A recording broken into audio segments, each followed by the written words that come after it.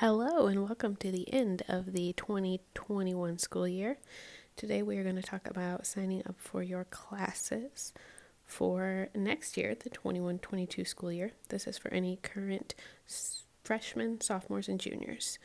So the class of 22, 23, and 24. First, we're going to start out by going to my website. You can go there from winchesterschools.net, and under the high school drop-down menu, you can select counselor, and that will take you to me. Once you are on my webpage, you're going to want to click on scheduling.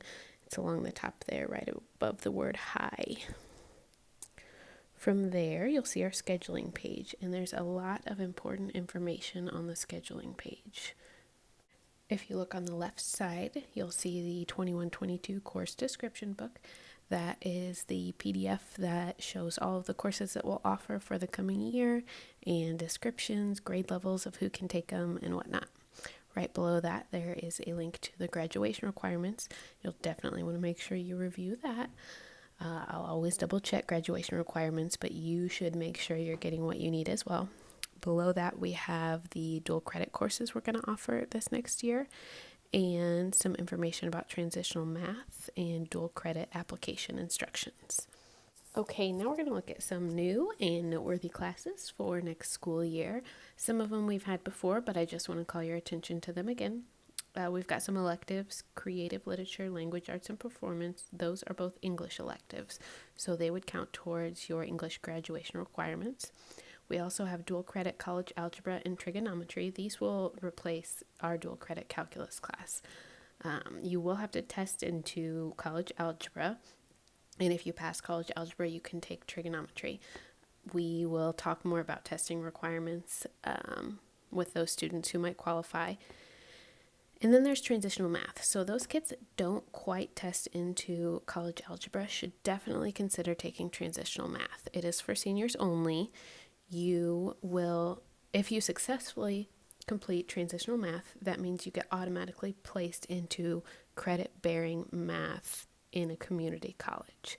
So the way it is right now, if our students go to Lincoln Land and they don't quite test into college algebra, they have to take 0 credit classes, which means they're paying to take a class.